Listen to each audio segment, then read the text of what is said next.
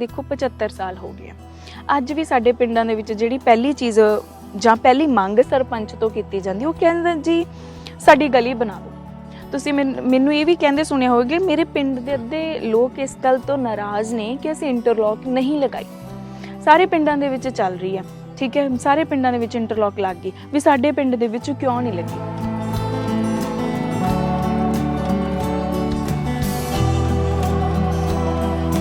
Playground बन गया जी, साडे हुण जिम बन जानी है, ठीक है, स्कूल बन रहा है, लाइब्रेरी बन गई, साडे खूहदान विनीकरण जिहड़ा हो गया, solid waste management, rain water harvesting, मतलब ये सारे प्रोजेक्ट असीं 3 सालां दे विच जिहड़े अपने पिंड लैके आए। सानूं इजाजत नहीं है, वड्डे वड्डे घरां दीयां औरतां घरां दे विच बंद ने एक शो पीस की तरह। ਆਰਥਿਕ ਤੰਗੀ ਅਤੇ ਬੇਜ਼ਮੀਨੇ ਹੋਣ ਕਾਰਨ ਪੰਜਾਬ ਵਿੱਚ ਹਜ਼ਾਰਾਂ ਲੋਕ ਸ਼ਹਿਰੀ ਖੇਤਰਾਂ ਵਿੱਚ ਰਾਜ ਸਰਕਾਰ ਦੀ ਜ਼ਮੀਨ ਤੇ ਝੁੱਗੀ ਝੋਪੜੀਆਂ ਵਿੱਚ ਰਹਿੰਦੇ ਸਨ, ਪਰ ਇਹਨਾਂ ਪਰਿਵਾਰਾਂ ਕੋਲ ਆਰਜ਼ੀ ਰਿਹਾਇਸ਼ ਦੇ ਪੱਕੇ ਮਾਲਕਾਨਾ ਹੱਕ ਨਹੀਂ ਸਨ। ਮੁੱਖ ਮੰਤਰੀ ਚਰਨਜੀਤ ਸਿੰਘ ਚੰਨੀ ਦੀ ਅਗਵਾਈ ਵਾਲੀ ਪੰਜਾਬ ਸਰਕਾਰ ਨੇ ਆਰਥਿਕ ਪੱਖੋਂ ਕਮਜ਼ੋਰ ਇਹਨਾਂ ਪਰਿਵਾਰਾਂ ਦੀ ਸਮੱਸਿਆ ਨੂੰ ਸਮਝਦੇ ਹੋਏ ਇਹਨਾਂ ਪਰਿਵਾਰਾਂ ਨੂੰ ਬਸੇਰਾ ਸਕੀਮ ਤਹਿਤ ਰਿਹਾਇਸ਼ ਦੇ ਮਾਲਕਾਨਾ ਹੱਕ ਦੇਣੇ ਸ਼ੁਰੂ ਕੀਤੇ ਨੇ। ਮੁੱਖ ਮੰਤਰੀ ਚਰਨਜੀਤ ਸਿੰਘ ਚੰਨੀ ਨੇ ਦੀਵਾਲੀ ਮੌਕੇ ਚਮਕੌਰ ਸਾਹਿਬ ਵਿਖੇ ਬਸੇਰਾ ਸਕੀਮ ਅਧੀਨ ਝੁੱਗੀਆਂ ਝੋਪੜੀਆਂ ਵਿੱਚ ਜੀਵਨ ਬਸਰ ਕਰ ਰਹੇ 669 ਲਾਭਪਾਤਰੀਆਂ ਨੂੰ ਮਾਲਕਾਨਾ ਹੱਕਾਂ ਦੀਆਂ ਸਨਦਾਂ ਦੇ ਕੇ ਆਰਜੀ ਰਿਹਾਇਸ਼ ਦੇ ਪੱਕੇ ਮਾਲਕਾਨਾ ਹੱਕ ਦਿੱਤੇ। ਪੰਜਾਬ ਦੇ ਵਿੱਚ ਸ਼ਹਿਰਾਂ ਦੇ ਵਿੱਚ ਜਿਹੜੇ ਗਰੀਬ ਲੋਕ ਸਲਮ ਏਰੀਆ 'ਚ ਰਹਿੰਦੇ ਆ, ਪੰਚਾਇਤ ਦੀਆਂ ਜ਼ਮੀਨਾਂ ਤੇ ਜਾਂ ਸ਼ਹਿਰ ਦੀਆਂ ਜ਼ਮੀਨਾਂ ਤੇ ਉਹ ਉਹਨਾਂ ਦੇ ਨਾਮ ਕਰ ਰਹੇ ਸੀ। ਇਹ ਸਕੀਮ ਸ਼ੁਰੂ ਕਰਤੀ ਹੈ, ਨੋਟੀਫਿਕੇਸ਼ਨ ਹੋ ਗਈ ਹੈ, 80,000 ਪਰਿਵਾਰਾਂ ਦੀ ਸ਼ਨਾਖਤ ਹੋਈ ਹੈ ਜਿਨ੍ਹਾਂ ਨੂੰ ਅਸੀਂ ਦੇੜੇ ਹੈ। ਉਹਨਾਂ ਚੋਂ 12,428 ਲੋਕਾਂ ਨੂੰ ਦੇ ਚੁੱਕੇ ਹੈ। ਦੀਵਾਲੀ ਵਾਲੇ ਦਿਨ ਮੈਂ ਜਾਰੀ ਕੀਤੇ ਹੈ, ਉਹਨਾਂ ਦੀਆਂ ਫੋਟੋਆਂ ਵੀ ਤੁਹਾਨੂੰ ਨਾਲ ਦਿਖਾ ਰਿਹਾ ਜਿਨ੍ਹਾਂ ਨੂੰ ਅਸੀਂ ਦਿੱਤੇ ਹੈ। ਮੈਂ ਆਪ ਜਾ ਕੇ ਨਾਲੇ ਅਗਲੇ ਦਿਨ ਦੀਵਾਲੀ ਦੇ ਵਾਲੇ ਦਿਨ ਦੀਵਾ ਬਾਲਿਆ ਤੇ ਨਾਲ ਉਹਨਾਂ ਨੂੰ ਨਾਲ ਹੀ ਉਹਨਾਂ ਦੀ ਜਿਹੜੀ ਝੁੰਗੀ ਝੌਂਪੜੀ ਘਰ ਹੈ ਉਹਨਾਂ ਦੇ ਨਾਮ ਕਰਕੇ ਸਰਟੀਫਿਕੇਟ ਦੇ ਦਿੱਤੇ। ਜਿਹੜੀ ਸਰਕਾਰ ਦੀ ਬਸੇਰਾ ਸਕੀਮ ਹੈ ਇਹ ਇੱਕ ਬਹੁਤ ਵਧੀਆ ਫੈਸਲਾ ਹੈ। ਇਸ ਨਾਲ ਝੁੱਗੀ ਝੌਂਪੜੀ ਵਾਲਿਆਂ ਨੂੰ ਘਰ ਮਿਲਣਗੇ। ਚੰਨੀ ਸਰਕਾਰ ਦਾ ਬਹੁਤ ਬਹੁਤ ਧੰਨਵਾਦ। ਬਸੇਰਾ ਸਕੀਮ ਤਹਿਤ ਹੁਣ ਤੱਕ ਝੁੱਗੀ ਝੋਪੜੀਆਂ ਵਾਲਿਆਂ ਨੂੰ ਮਲਕੀਅਤ ਦੇ ਅਧਿਕਾਰ ਦਿੱਤੇ ਗਏ ਹਨ ਅਤੇ ਇਸ ਫੈਸਲੇ ਨਾਲ 1 ਸਾਲ ਵਿੱਚ 80,000 ਤੋਂ ਵੱਧ ਪਰਿਵਾਰਾਂ ਨੂੰ ਲਾਭ ਮਿਲੇਗਾ। ਤੇ ਇਸੇ ਲਈ ਹੀ ਔਰਤਾਂ ਨੂੰ ਉਹਨਾਂ ਦੀ ਜਿਹੜੀ ਇੰਪੋਰਟੈਂਸ, ਉਹਨਾਂ ਦਾ ਕੀ ਸਿਗਨੀਫੀਕੈਂਸ ਹੈ ਉਹ ਸਮਝਾਉਣ ਦੇ ਲਈ ਮੇਰੀ ਇੱਕ ਛੋਟੀ ਜਿਹੀ ਕੋਸ਼ਿਸ਼ ਸੀ ਕਿ ਘਰਾਂ ਦੇ ਵਿੱਚ ਨੇਮ ਪਲੇਟਸ ਹੈ ਜਿਹੜੀ ਉਹ ਔਰਤਾਂ ਦੇ ਨਾਮ ਦੀ ਲਗਾਈ ਜਾਵੇ। ਜੋ ਮੈਂ ਕਰਨਾ ਚਾਹੁੰਦੀ, ਇੱਕ ਸੁਪਨਾ ਲੈ ਕੇ ਚੱਲੀ ਆਪਣੇ ਪਿੰਡ ਦੇ ਲਈ, ਜਦੋਂ ਨਹੀਂ ਕਰ ਪਾਉਂਦੀ ਤਾਂ ਉਸ ਦਿਨ ਮੇਰਾ ਹੁੰਦਾ ਮੰਮੀ ਮੈਂ ਜਾਣਾ ਇੱਥੋਂ, ਬਸ ਮੈਨੂੰ ਹੁਣ ਭਾਵੇਂ ਦਿੱਲੀ ਭੇਜੋ ਭਾਵੇਂ ਕੈਨੇਡਾ ਭੇਜੋ, ਮੈਂ ਜਾਣਾ ਇੱਥੋਂ, ਮੈਂ ਨਹੀਂ ਇੱਥੇ ਰਹਿਣਾ।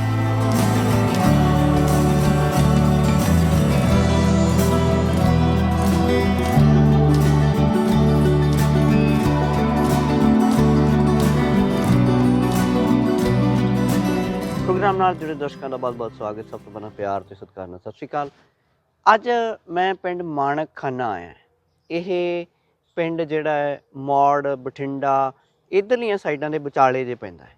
ਮਾਣਕ ਖਾਨਾ ਪਿਛਲੇ ਕਈ ਸਾਲਾਂ ਤੋਂ ਮਸ਼ਹੂਰ ਹੈ। ਇੱਥੋਂ ਦੀ ਨੌਜਵਾਨ ਅੱਲੜ ਉਮਰ ਦੀ ਕੁੜੀ ਨੂੰ ਪਿੰਡ ਵਾਲਿਆਂ ਨੇ ਸਰਪੰਚ ਬਣਾਇਆ।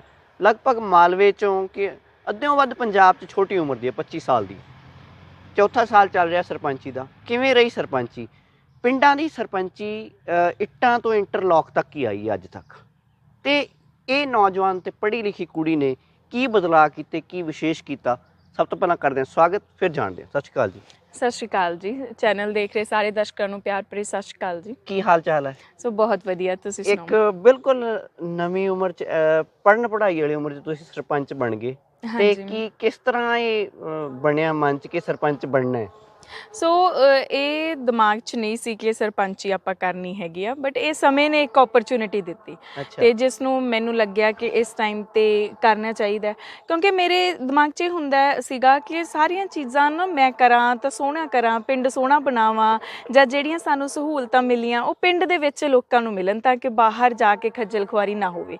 ਤਾਂ ਉਹ ਬੰਦਾ ਤਾਂ ਹੀ ਕਰ ਸਕਦਾ ਜੇ ਉਹਦੇ ਕੋਲ ਕੋਈ ਪੋਜੀਸ਼ਨ ਹੋਵੇ। ਐਂਡ ਜਦੋਂ ਇਹ ਮੇਰੇ ਕੋਲ ਮੌਕਾ ਆਇਆ ਤਾਂ ਮੈਨੂੰ ਲੱਗਿਆ ਕਿ ਮੈਨੂੰ ਇਹਨੂੰ ਜਿਹੜਾ ਗਵਾਉਣਾ ਨਹੀਂ ਚਾਹੀਦਾ। ਔਰ ਬਿਲਕੁਲ ਲਾਸਟ ਡੇ ਸੀਗਾ ਫਾਰਮ ਫਿਲ ਕਰਨ ਦਾ ਤੇ ਅਸੀਂ ਫਾਰਮ ਫਿਲ ਕੀਤੇ ਔਰ ਵਾਹਿਗੁਰੂ ਦੀ ਮਿਹਰ ਨਾਲ ਅਸੀਂ ਜਿੱਤ ਵੀ ਗਏ ਔਰ ਸਰਪੰਚ ਬਣ ਵੀ ਗਏ।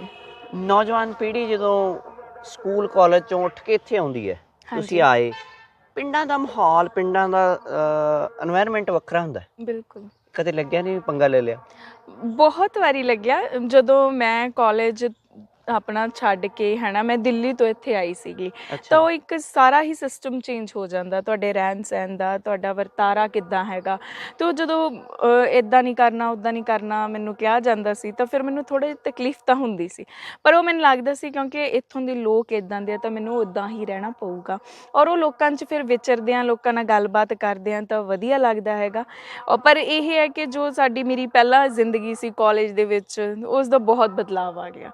ਹੁਣ ਮੈਨੂੰ ਸਾਰੇ ਇਹੀ ਕਹਿਣਗੇ ਵੀ ਯਾਰ ਤੂੰ ਤਾਂ ਹੁਣੀ ਬੁੜਿਆਂ ਵਾਲੀਆਂ ਗੱਲਾਂ ਕਰਨ ਲੱਗ ਗਈ। ਮੇਰੇ ਨਾਲ ਦੇ ਤੇ ਵੀ ਉਹ ਜਿਹੜਾ ਕਾਲਜ ਟਾਈਮ ਦੋਸਤਾਂ ਨਾਲ ਖੇਡਣਾ ਕਰਨਾ ਜਾਂ ਹਾਸੀ ਮਖੌਲ ਵਾਲਾ ਜਿਹੜਾ ਇੱਕ ਸਮਾਂ ਸੀ, ਉਹ ਮੈਨੂੰ ਲੱਗਦਾ ਉਹ ਉੱਥੇ ਹੀ ਰੁਕ ਗਿਆ ਹੈਗਾ। ਅਤੇ ਬਾਕੀ ਰਹਿੰਦਾ ਖੁੰਦਾ ਜਿਹੜੇ ਮੇਰੇ ਦੋਸਤ ਸੀ, ਮੇਰੀਆਂ ਸਹੇਲੀਆਂ ਸੀ, ਉਹ ਸਭ ਕੈਨੇਡਾ ਵੱਲ ਨੂੰ ਜਾ ਚੁੱਕੇ ਨੇ।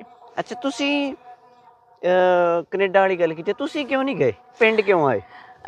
ਕੈਨੇਡਾ ਕਿਉਂਕਿ ਸਾਰੇ ਜਾ ਰਹੇ ਸੀ, ਮੈਨੂੰ ਐਂ ਹੋ ਗਿਆ ਯਾਰ ਕੁਛ ਵੱਖਰਾ ਕਰੀਏ ਆਪਾਂ, ਠੀਕ ਹੈ। ਅਤੇ ਪਰ ਮੈਨੂੰ ਹੁਣ ਵੀ ਮੇਰੇ ਘਰ ਦੇ ਕਹਿੰਦੇ ਆ ਕਿ ਤੂੰ ਪੰਗਾ ਲੈਤਾ ਇੱਧਰ ਹੈ ਨਾ, ਤੂੰ ਬਾਹਰ ਚੱਲ ਜਾ, ਤੇਰਾ ਬਾਹਰ ਦਾ ਕਰ ਦਾਂਗੇ, ਹੋ ਜਾਣਾ ਵੀ ਚੱਲ ਜਾ। ਪਰ ਮੈਨੂੰ ਆਏ ਆ ਹੁਣ ਇੱਧਰ ਸੁਧਾਰ ਕਰਕੇ ਜਾਂ ਇੱਧਰ ਆਪਣੇ ਐਫਰਟਸ ਲਗਾ ਕੇ ਜ਼ਿਆਦਾ ਵਧੀਆ ਲੱਗਦਾ। ਔਰ ਮੈਨੂੰ ਲੱਗਦਾ ਕਿ ਇਹ ਕੰਮ ਮੈਂ ਕੀਤਾ ਹੈ ਤਾਂ ਹੋਰ ਵੀ ਕਰ ਸਕਦੇ ਆ, ਜਿਸ ਕਰਕੇ ਸਾਡਾ ਪੰਜਾਬ ਪਿੱਛੇ ਹੈ। ਅਤੇ ਮੈਨੂੰ ਲੱਗਦਾ ਹੋਰ ਲੋਕਾਂ ਨੂੰ ਅੱਗੇ ਆ ਕੇ ਆਪਣੇ ਪੰਜਾਬ ਦੇ ਲਈ ਇੱਦਾਂ ਕੰਮ ਕਰਨੇ ਚਾਹੀਦੇ ਆ। ਬਾਹਰਲੇ ਲੋਕ ਬਹੁਤ ਸਪੋਰਟ ਕਰਦੇ ਆ, ਉਹ ਫਾਈਨੈਂਸ਼ਲੀ ਵੀ ਸਪੋਰਟ ਕਰਦੇ ਆ, ਤਾਂ ਮੈਨੂੰ ਲੱਗਦਾ ਜੋ ਬਾਹਰ ਗਏ ਨੇ ਉਹ ਬਾਹਰ ਜਾ ਕੇ ਵੀ ਸਪੋਰਟ ਕਰਦੇ ਨੇ, ਆਪਣੇ ਪੰਜਾਬ ਦੇ ਬਿਹਤਰੀ ਦੇ ਲਈ ਕੰਮ ਕਰਦੇ ਨੇ। ਅੱਛਾ, ਮੈਨੂੰ ਇਹ ਦੱਸਿਓ, ਨੌਜਵਾਨ ਪੀੜ੍ਹੀ ਜਦੋਂ ਕਿਸੇ ਕੰਮ 'ਚ ਐਂਟਰ ਕਰਦੀ, ਤੁਸੀਂ ਤਾਂ ਬਹੁਤ ਅੱਲੜ ਉਮਰ 'ਚ ਆ ਗਏ, ਤੁਸੀਂ ਦੂਜੇ ਪਿੰਡਾਂ ਨਾਲੋਂ ਵੱਖਰਾ ਕੀ ਕੀਤਾ? ਸਭ ਤੋਂ ਪਹਿਲਾਂ ਦੇਖੋ ਜਿਹੜੇ ਆਪਣੇ ਮੁੱਦੇ ਹੁੰਦੇ ਆ ਉਹਨਾਂ ਨੂੰ ਹੀ ਚੱਕਿਆ ਸੀ ਕਿ ਜੇ ਆਪਾਂ ਇੱਧਰ ਆਪਣੇ ਮਾਲਵੇ ਖਿੱਤੇ ਦੀ ਗੱਲ ਕਰੀਏ ਤਾਂ ਸਾਡਾ ਪਾਣੀ ਦਾ ਮੁੱਦਾ ਹੈਗਾ ਕਿ ਹਰ ਸਾਲ ਪਾਣੀ ਨੀਚੇ ਜਾ ਰਿਹਾ ਹੈਗਾ, ਠੀਕ ਹੈ। ਸਾਨੂੰ ਹਰ ਵਾਰ ਮੋਟਰ ਹੈ ਹੋਰ ਨੀਵੀਂ ਲਾਉਣੀ ਪੈਂਦੀ ਹੈਗੀ ਆ, ਤਾਂ ਉਹ ਚੀਜ਼ ਕਿਉਂ ਹੈ, ਉਹਦਾ ਕਾਰਨ ਕੀ ਹੈ? ਤਾਂ ਇਸ ਲਈ ਜਿਹੜਾ ਮਹਿਕਮੇ ਵੱਲੋਂ ਜਿਹੜਾ ਸਾਨੂੰ ਪ੍ਰੋਜੈਕਟ ਦਿੱਤਾ ਗਿਆ ਉਹ ਸੀਗਾ ਰੇਨ ਵਾਟਰ ਹਾਰਵੈਸਟਿੰਗ ਸਿਸਟਮ, ਜਾਂ ਉਹਨੂੰ ਕਹਿ ਦਿੰਦੇ ਆ ਸੋਕੇਜ ਪਿਟ। ਤਾਂ ਅਸੀਂ ਉਹ ਸ਼ੁਰੂ ਕੀਤਾ ਕਿ ਘਰ ਘਰ ਅਸੀਂ ਉਹਨਾਂ ਨੂੰ ਬਣਾਈਏ, ਔਰ ਉਸ ਦੇ ਨਾਲ ਹੀ ਅਸੀਂ ਸਾਂਝੀਆਂ, ਹੁਣ ਨੈਕਸਟ ਉਹਦਾ ਹੀ ਪ੍ਰੋਜੈਕਟ ਹੈ ਕਿ ਅਸੀਂ ਸਾਂਝੀਆਂ ਥਾਵਾਂ 'ਤੇ ਵੀ ਉਹ ਪ੍ਰੋਜੈਕਟ ਲਗਾ ਦਾਂਗੇ ਕਿ ਜਿਹੜਾ ਮੀਂਹ ਵਾਲਾ ਪਾਣੀ ਹੈਗਾ ਉਹ ਡਾਇਰੈਕਟਲੀ ਫਿਲਟਰ ਹੋ ਕੇ ਧਰਤੀ ਦੇ ਵਿੱਚ ਜਾਵੇ, ਰੀਚਾਰਜ ਹੋਵੇ, ਕਿਉਂਕਿ ਉਹਦੇ ਨਾਲ ਰੀਚਾਰਜ ਛੇਤੀ ਹੋਊਗਾ, ਸਾਡਾ ਪਾਣੀ ਦਾ ਜਿਹੜਾ ਪੱਧਰ ਨੀਚਾ ਹੋ ਚੁੱਕਿਆ ਉਹ ਉੱਪਰ ਆਵੇਗਾ। ਠੀਕ ਹੈ ਜੀ, ਇਹ ਸਾਡਾ ਇੱਕ ਮੇਨ ਪ੍ਰੋਜੈਕਟ ਹੈਗਾ। ਉਸ ਦੇ ਨਾਲ ਹੀ ਅਸੀਂ ਕੂੜੇ ਦੇ ਪ੍ਰਬੰਧਨ ਦੇ ਲਈ ਆਪਣੇ, ਨਾ ਤਾਂ ਦੇਖੋ ਪਿੰਡਾਂ ਦੇ ਵਿੱਚ ਸਫਾਈ ਸੇਵਕ ਹੁੰਦੇ ਆ, ਨਾ ਹੀ ਕੂੜਾ ਇਕੱਠਾ ਘਰਾਂ 'ਚੋਂ ਕੀਤਾ ਜਾਂਦਾ, ਤਾਂ ਉਹਦੇ ਲਈ ਸਾਨੂੰ ਪ੍ਰੋਜੈਕਟ ਸਾਡੇ ਪਿੰਡ ਨੂੰ ਚੁਣਿਆ ਗਿਆ ਕਿ ਤੁਸੀਂ ਕੂੜੇ ਦਾ ਪ੍ਰਬੰਧਨ ਸ਼ੁਰੂ ਕਰਨਾ।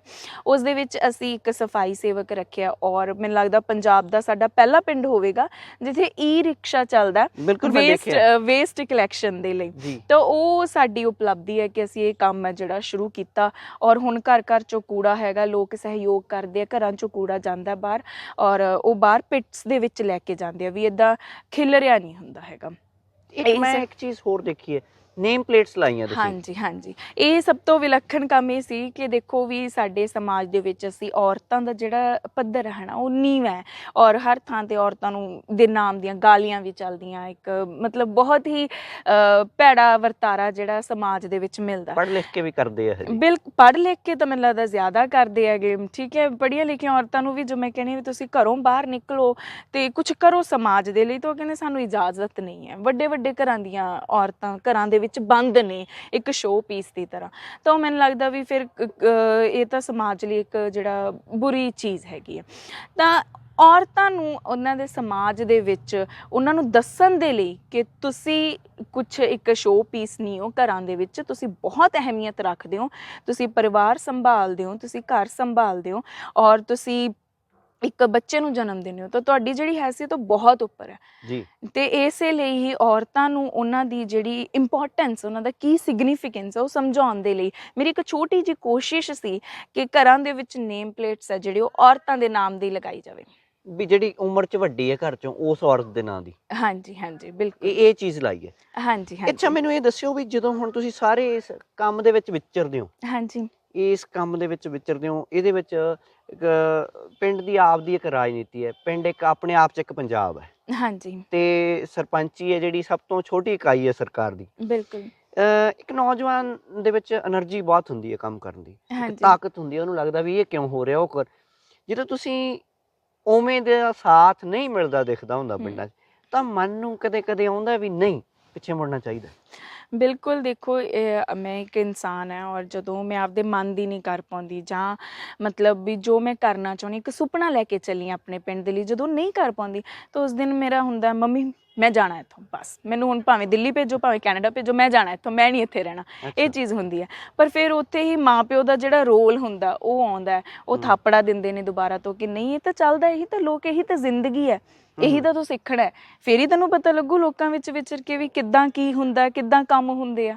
ਸੋ ਉਹ ਚੀਜ਼ਾਂ ਹੌਲੀ ਹੌਲੀ ਜਿਹੜੀਆਂ ਮੈਨੂੰ ਸਮੇਂ ਦੇ ਨਾਲ ਸਮਝਣ ਨੂੰ ਮਿਲਦੀਆਂ ਨੇ। ਅਤੇ ਡਾਊਨਫਾਲ ਵੀ ਆਉਂਦਾ ਫਿਰ ਕਦੇ ਨਾ ਕਦੇ, ਜਦੋਂ ਬਾਹਰੋਂ ਐਪਰੀਸੀਏਸ਼ਨ ਮਿਲਦੀ ਆ, ਪਿੰਡ 'ਚੋਂ ਐਪਰੀਸੀਏਸ਼ਨ ਮਿਲਦੀ ਆ, ਤਾਂ ਲੱਗਦਾ ਵੀ ਚਲੋ ਠੀਕ ਹੈ, ਕੋਈ ਨਾ ਕੋਈ ਤਾਂ ਤੁਹਾਡੇ ਕੰਮ ਨੂੰ ਹੈ ਜਿਹੜਾ। ਮੈਨੂੰ ਇਹ ਦੱਸਿਓ, ਤੁਸੀਂ ਉੱਥੇ ਬੋਲ ਰਹੇ ਸੀ, ਮੈਂ ਸੁਣਿਆ ਕਿ ਤੁਸੀਂ ਇੱਟਾਂ ਜਾਂ ਇੰਟਰਲੌਕ ਲਾਉਣ ਦੀ ਬਜਾਏ ਲਾਇਬ੍ਰੇਰੀ ਬਣਾਈ ਹੈ। ਇਹ ਸੁਪਨਾ ਪਹਿਲਾਂ ਹੀ ਸੀ ਜਾਂ ਤੁਹਾਨੂੰ ਲੱਗਦਾ ਕਿ ਗਲੀਆਂ ਨਾਲੀਆਂ ਬਣਾਉਣ ਨਾਲੋਂ ਪਹਿਲਾਂ ਇੰਪੋਰਟੈਂਟ ਸੀ, ਜਿਹੜੀ ਇੰਪੋਰਟੈਂਟ ਚੀਜ਼ ਆ ਉਹ ਲਾਇਬ੍ਰੇਰੀ ਸੀ? ਹਾਂਜੀ ਦੇਖੋ, ਮੇਰੀ ਇਹ ਸੋਚ ਹੈ ਕਿ ਦੇਖੋ 75 ਸਾਲ ਹੋ ਗਏ ਆ, ਅੱਜ ਵੀ ਸਾਡੇ ਪਿੰਡਾਂ ਦੇ ਵਿੱਚ ਜਿਹੜੀ ਪਹਿਲੀ ਚੀਜ਼ ਜਾਂ ਪਹਿਲੀ ਮੰਗ ਸਰਪੰਚ ਤੋਂ ਕੀਤੀ ਜਾਂਦੀ, ਉਹ ਕਹਿੰਦਾ ਜੀ ਸਾਡੀ ਗਲੀ ਬਣਾ ਦਿਓ। ਤੁਸੀਂ ਮੈਨੂੰ ਇਹ ਵੀ ਕਹਿੰਦੇ ਸੁਣਿਆ ਹੋਵੇਗਾ, ਮੇਰੇ ਪਿੰਡ ਦੇ ਅੱਧੇ ਲੋਕ ਇਸ ਗੱਲ ਤੋਂ ਨਾਰਾਜ਼ ਨੇ ਕਿ ਅਸੀਂ ਇੰਟਰਲੌਕ ਨਹੀਂ ਲਗਾਈ। ਸਾਰੇ ਪਿੰਡਾਂ ਦੇ ਵਿੱਚ ਚੱਲ ਰਹੀ ਹੈ, ਠੀਕ ਹੈ, ਸਾਰੇ ਪਿੰਡਾਂ ਦੇ ਵਿੱਚ ਇੰਟਰਲੌਕ ਲੱਗ ਗਈ, ਵੀ ਸਾਡੇ ਪਿੰਡ ਦੇ ਵਿੱਚ ਕਿਉਂ ਨਹੀਂ ਲੱਗੀ।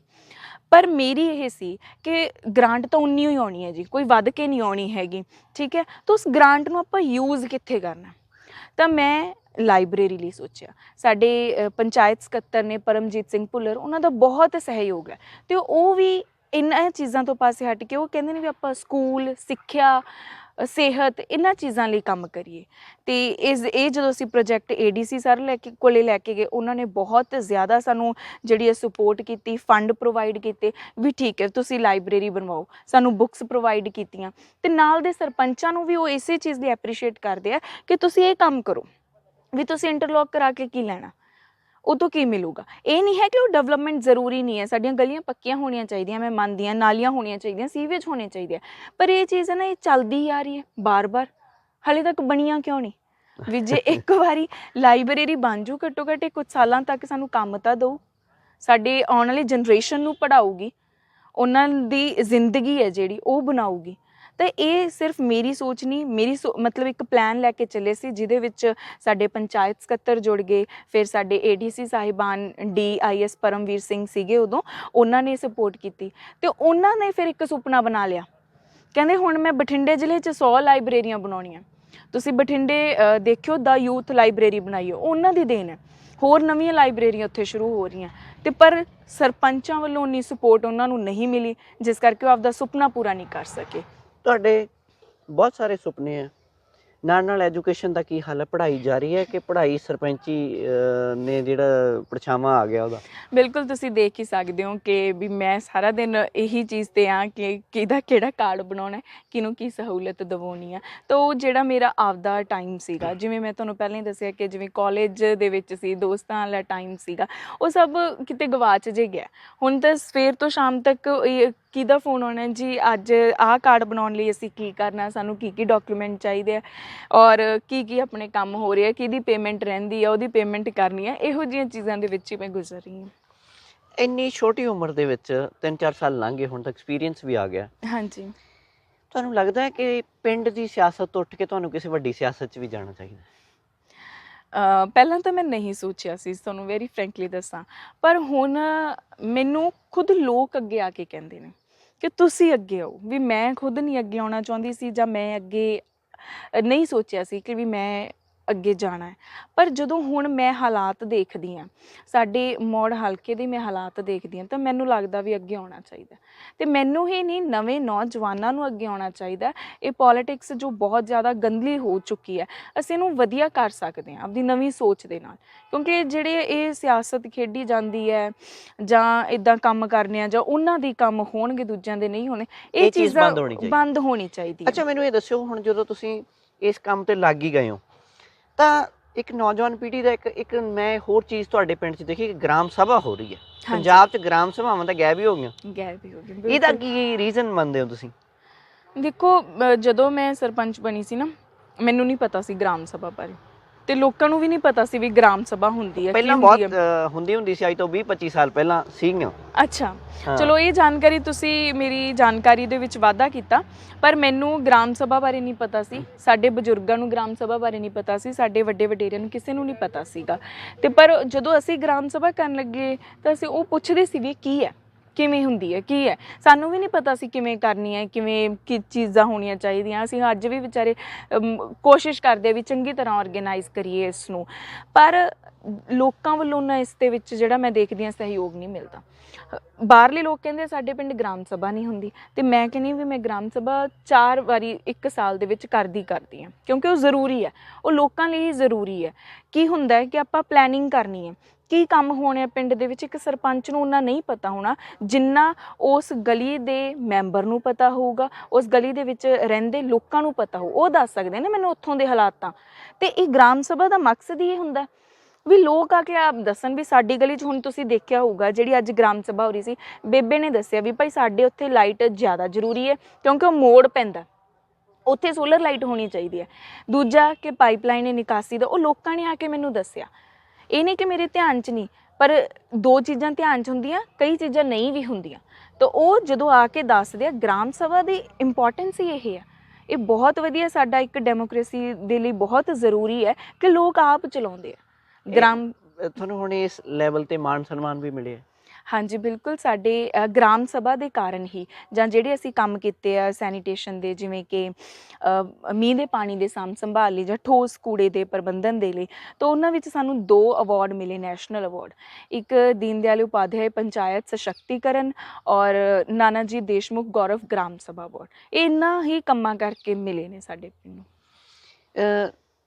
ਤੁਹਾਡੇ ਨਾਲ ਦੇ ਕਿੱਥੇ ਘੁੰਮਦੇ ਫਿਰਦੇ ਹੋਣਗੇ ਤੇ ਕੀ ਕੁਝ ਹੁੰਦਾ ਹੋਊਗਾ ਜ਼ਿੰਦਗੀ 'ਚ? ਤੁਸੀਂ ਇੱਥੇ ਠਹਿਰ ਗਏ ਹੋ, ਪਿੰਡਾਂ 'ਚ ਠਹਿਰ ਜਾਣਾ, ਬੇਸ਼ੱਕ ਅਸੀਂ ਜਿੱਥੇ ਜੰਮੇ ਪਲੇ ਉਹਨੂੰ ਸਾਫ਼ ਸੁਥਰਾ ਚੰਗਾ ਡਿਵੈਲਪਮੈਂਟ ਲਈ ਸਾਨੂੰ ਐਫਰਟਸ ਕਰਨੇ ਚਾਹੀਦੇ, ਪਰ ਅੱਜ ਨਿੱਜਤਾ ਦਾ ਦੌਰ ਹੈ। ਹਰ ਬੰਦਾ ਪਰਸਨਲ ਲਾਈਫ ਚਾਹੁੰਦਾ ਵੀ ਚੰਗੀ ਹੋਣੀ ਚਾਹੀਦੀ ਹੈ, ਤੇ ਉਸ ਨਿੱਜ ਨੇ ਹੀ ਸਮਾਜ ਨੂੰ ਗੰਧਲਾ ਕਰਤਾ।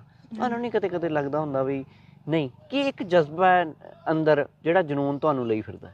ਨਹੀਂ, ਮੈਨੂੰ ਦੇਖੋ ਹਰ ਤਰ੍ਹਾਂ ਦੇ ਵਿਚਾਰ ਇੱਕ ਬੰਦੇ ਦੇ ਜਿਹੜੇ ਆਉਂਦੇ ਨੇ, ਹੈ ਨਾ, ਕਦੇ ਕਿੱਦਾਂ ਦੇ, ਪਰ ਜਿਹੜੇ ਮੋਸਟਲੀ ਮੈਨੂੰ ਹੁੰਦਾ ਕਿ ਆਹ ਚੀਜ਼ ਆਏ ਨਹੀਂ ਹੋਈ, ਮੈਂ ਐਂ ਕਰਨੀ ਸੀ, ਮੈਂ ਆਪਦੇ ਪਿੰਡ 'ਚ ਇਹ ਕਰਨਾ ਸੀ। ਮੇਰੇ ਦਿਮਾਗ 'ਚ ਇਹੀ ਚੀਜ਼ਾਂ ਹੋਣਾ ਜਿਹੜੀਆਂ ਚੱਲਦੀਆਂ ਰਹਿੰਦੀਆਂ, ਆਪਣੇ ਪਿੰਡ ਦੇ ਵਿਕਾਸ ਦੇ ਕੰਮ ਹੀ ਮੇਰੇ ਦਿਮਾਗ 'ਚ ਚੱਲਦੇ ਰਹਿੰਦੇ ਆ। ਮੈਨੂੰ ਇਸ ਚੀਜ਼ ਦੀ ਟੈਨਸ਼ਨ ਰਹਿੰਦੀ ਆ।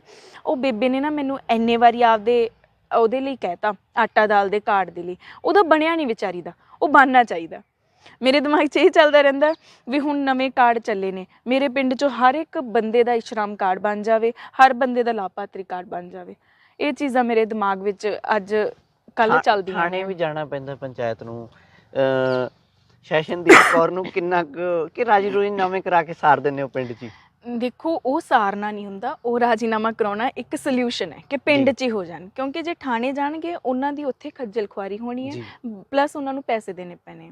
ਤੁਸੀਂ ਅੱਜ ਦੇਖਿਆ ਹੋਵੇਗਾ ਕਿ ਸਾਂਝ ਕੇਂਦਰ ਵੱਲੋਂ ਵੀ ਇੱਥੇ ਪਹੁੰਚੇ ਸੀ ਸਾਡੀ ਗ੍ਰਾਮ ਸਭਾ ਦੇ ਵਿੱਚ, ਤੇ ਉਹਨਾਂ ਨੇ ਦੱਸਿਆ ਕਿ ਸਾਡੀ ਕੋਈ FIR ਨਹੀਂ ਹੋਈ। ਉਸ ਦਾ ਕਾਰਨ ਹੀ ਇਹ ਹੈ, ਪਹੁੰਚ ਜ਼ਰੂਰ ਜਾਂਦੇ ਆ ਥਾਣੇ, ਪਰ ਅਸੀਂ ਉਹਨਾਂ ਨੂੰ ਵਾਪਸ ਬੁਲਾ ਕੇ, ਸਾਡੀ ਕੋਸ਼ਿਸ਼ ਇਹੀ ਰਹਿੰਦੀ ਹੈ ਵੀ ਇੱਥੇ ਭਾਈ ਆਪਣਾ ਤੁਸੀਂ ਜਿਹੜਾ ਲੜਾਈ ਝਗੜਾ ਉਹ ਮੁਕਾ ਲਓ, ਨਹੀਂ ਤਾਂ ਫਿਰ ਥਾਣਿਆਂ 'ਚ ਤੁਹਾਡੀ ਖੱਜਲ ਖੁਆਰੀ ਹੋਊਗੀ, ਉੱਥੇ ਤੁਸੀਂ ਪੈਸੇ ਲੈ ਦੇ ਕੇ ਆਉਣਾ ਵਾਪਸ ਇੱਥੇ ਹੈ। ਉਹ ਰਾਜੀਨਾਮਾ ਹੋਣਾ ਹੈਗੀ ਹੈ, ਬਸ ਉਹ ਥੋੜ੍ਹਾ ਜਿਹਾ ਜਦੋਂ ਥਾਣੇ ਦੇ ਥਰੂ ਹੋ ਜਾਊਗਾ ਫਿਰ ਤੁਹਾਡੇ ਪੈਸੇ ਲੱਗ ਜਾਣਗੇ। ਤੇ ਇਹ ਚੀਜ਼ ਲੋਕਾਂ ਨੂੰ ਹੈ ਜਿਹੜੀ ਸਮਝਾਉਣੀ ਪੈਂਦੀ ਹੈ। ਤੁਹਾਨੂੰ ਲੱਗਦਾ ਹੈ ਕਿੰਨੇ ਕੁ ਸਾਲ ਲੱਗ ਜਾਣੇ ਆ ਹਜੇ ਸਮਝ ਆਉਣ ਨੂੰ? ਕਿਉਂਕਿ ਬਹੁਤ ਇੰਪੋਰਟੈਂਟ ਚੀਜ਼ਾਂ, ਇੱਟਾਂ, ਇੰਟਰਲੋਕਾਂ, ਸ਼ਮਸ਼ਾਨ ਘਾਟਾਂ ਦੀਆਂ ਗਰਾਂਟਾਂ 'ਚ ਰੁਲ ਗਈਆਂ, ਐਜੂਕੇਸ਼ਨ ਰੁਲ ਗਈ ਹੈ, ਸਿਹਤ ਰੁਲ ਗਈ ਹੈ, ਤੇ ਕਹਿ ਸਕਦੇ ਹਾਂ ਕਿ ਲਾਇਬ੍ਰੇਰੀਆਂ ਰੁਲ ਗਈਆਂ। ਹਾਂਜੀ, ਕਿੰਨੇ ਕੁ ਸਾਲ ਦੇਖਦੇ ਹੋ ਹਜੇ ਲੱਗ ਜਾਣਾ ਟਾਈਮ? ਦੇਖੋ, ਇਹ ਡਿਪੈਂਡ ਕਰਦਾ ਕਿ ਅੱਗੇ ਲੀਡਰ ਕੌਣ ਆਉਂਦੇ ਆ।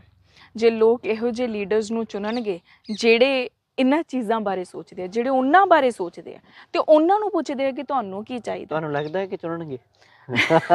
ਬਿਲਕੁਲ ਇਹੀ ਚੀਜ਼ ਤਾਂ ਆਉਣੀ ਚਾਹੀਦੀ ਉਹਨਾਂ ਦਿਮਾਗ 'ਚ। ਪਰ ਦੇਖੋ, ਕਿਤੇ ਨਾ ਕਿਤੇ ਜਿਹੜਾ ਹੁਣ ਸਾਡਾ ਮਤਲਬ ਮਾਹੌਲ ਬਣਿਆ ਹੋਇਆ ਪੰਜਾਬ ਦਾ, ਤੁਸੀਂ ਦੇਖਿਆ ਹੋਊਗਾ ਬਹੁਤ ਜਾਗਰੂਕ ਨੇ ਲੋਕ। ਮੈਂ ਇਹ ਗੱਲ ਕਰ ਰਹੀ ਹਾਂ ਕਿਸਾਨੀ ਸੰਘਰਸ਼ ਦੀ, ਕਿਉਂ ਜਾਗਰੂਕ ਸੀ, ਜੇ ਉਹਨਾਂ ਨੂੰ ਪਤਾ ਸੀ ਕਿ ਸਾਡੇ ਇਹ ਜਿਹੜੇ ਬਿੱਲ ਨੇ, ਸਾਡੇ ਲਈ ਐਕਟ ਇਹ ਵਧੀਆ ਨਹੀਂ ਹੈਗਾ ਸੀ, ਉਹ ਤਾਂ ਹੀ ਉੱਠੇ ਨਾ। ਤਾਂ ਹੋ ਸਕਦਾ ਕਿ ਹੁਣ ਆਉਣ ਵਾਲੇ ਸਮੇਂ ਦੇ ਵਿੱਚ ਇਹ ਚੀਜ਼ ਹੈ ਜਿਹੜੀ ਆ ਚੋਣਾਂ ਦੇ ਵੀ ਅਸਰ ਪਵੇ ਔਰ ਲੋਕਾਂ ਦੇ ਮਨਾਂ ਦੇ ਵਿੱਚ ਵੀ ਹੋਵੇਗੀ ਤੇ ਉਹ ਵਧੀਆ ਲੀਡਰ ਹੈ ਜਿਹੜੇ ਚੁਣਨਗੇ।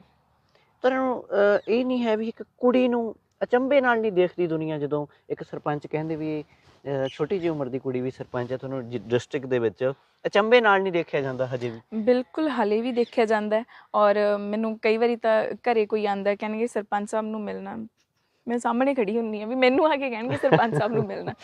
ਮੈਂ ਕਹਿੰਦੀ ਹਾਂ ਜੀ ਮੈਂ ਹੀ ਹਾਂ, ਹਾਂਜੀ ਦੱਸੋ। ਤਾਂ ਮਤਲਬ ਇਹੋ ਜਿਹੇ ਮੇਰੀਆਂ ਚੀਜ਼ਾਂ ਮਤਲਬ 3 ਸਾਲ ਹੋ ਗਿਆ, ਹਲੇ ਵੀ ਕਿਤੇ ਨਾ ਕਿਤੇ ਲੋਕਾਂ ਨੂੰ ਲੋਕ ਆ ਕੇ ਯਕੀਨ ਨਹੀਂ ਆ ਰਿਹਾ। ਹਾਂਜੀ ਯਕੀਨ ਨਹੀਂ ਆ ਰਿਹਾ। ਔਰ ਮੈਂ ਤੁਹਾਨੂੰ ਇੱਕ ਹੋਰ ਇੰਸਟੈਂਸ ਦੱਸਣਾ ਚਾਹੂੰਗੀ ਕਿ ਪਿੱਛੇ ਜੇ DC ਆਫਿਸ ਸਾਡੀ ਮੀਟਿੰਗ ਸੀ ਸਰਪੰਚਾਂ ਦੀ ਸਾਰਿਆਂ ਦੀ, ਤਾਂ ਉੱਥੇ ਜਦੋਂ ਮੈਂ ਬੋਲਣ ਲੱਗੀ ਕਿ ਸਾਡੇ ਪਿੰਡ ਦੇ ਇਹ ਚੀਜ਼ਾਂ ਨੇ ਜਾਂ ਆਪਣੀ ਜਾਣਕਾਰੀ ਦਿੱਤੀ, ਤਾਂ ਉੱਥੇ DC ਸਰ ਵੀ ਸਾਡੇ ਬਠਿੰਡੇ ਜ਼ਿਲ੍ਹੇ ਦੇ ਉਹ ਹੈਰਾਨ ਹੋ ਗਏ ਵੀ ਅੱਛਾ ਬੀਬਾ ਵੀ ਇੰਨੀ ਛੇਤੀ ਤੁਸੀਂ ਇੱਧਰ ਆ ਗਏ ਇਸ ਲਾਈਨ ਦੇ ਵਿੱਚ। ਤਾਂ ਉਹਨਾਂ ਨੇ ਬੜੀ ਮਤਲਬ ਐਜ਼ ਅ ਸਰਪ੍ਰਾਈਜ਼ ਇਹ ਗੱਲ ਲੈਤਾ ਸੀਗਾ। ਤਾਂ ਇਹੋ ਜਿਹੀਆਂ ਚੀਜ਼ਾਂ ਨਾਲ ਤੇ ਇਹੋ ਜਿਹੀਆਂ ਮਤਲਬ ਗੱਲਾਂ ਨਾਲ ਤਾਂ ਰੋਜ਼ ਵਾਹ ਪੈਂਦਾ। ਅੱਛਾ, ਰੋਜ਼ ਬਾਹ ਪੈਂਦਾ ਪਿਆ। ਬਿਲਕੁਲ ਰੋਜ਼ ਦੀ ਤਰ੍ਹਾਂ ਹੀ ਹੈ ਪੈ ਇੱਕ ਜਾਂਦਾ। ਕਾਲਜ ਦੀ ਦਿੱਲੀ ਤੋਂ ਕਾਲਜ ਦੀ ਲਾਈਫ ਤੇ ਪਿੰਡ ਦੀ ਲਾਈਫ 'ਚ ਇੰਨੀ ਸਿੱਧੀ ਆਏ ਤੇ ਆ ਕੇ ਸਰਪੰਚ ਬਣ ਗਏ, ਹਾਂਜੀ ਕਿੰਨੀ ਕੁ ਤਬਦੀਲੀ ਆ ਗਈ ਆਪਣੇ ਆਪ 'ਚ? ਤੇ ਤਬਦੀਲ ਕਰਨਾ ਅੱਲੜ ਉਮਰ 'ਚ ਤਾਂ ਆਪਦੇ ਆਪ ਨੂੰ ਤਬਦੀਲ ਕਰਨਾ ਵੀ ਬੜਾ ਔਖਾ ਹੁੰਦਾ, ਤਬਦੀਲ ਕਰਨ ਨੂੰ ਕਿੰਨਾ ਕੁ ਟਾਈਮ ਲੱਗਿਆ? ਟਾਈਮ ਤਾਂ ਦੇਖੋ ਹਲੇ ਵੀ ਹੈਗਾ, ਹੁਣ ਵੀ ਕਦੇ ਨਾ ਕਦੇ ਤਾਂ ਇਹ ਹੋ ਜਾਂਦਾ ਵੀ ਛੱਡੋ ਪਰਾਂ ਕੀ ਕਰਨਾ, ਇਹ ਦਿਮਾਗ ਦੇ ਵਿੱਚ ਇਹ ਆ ਜਾਂਦੇ ਆ।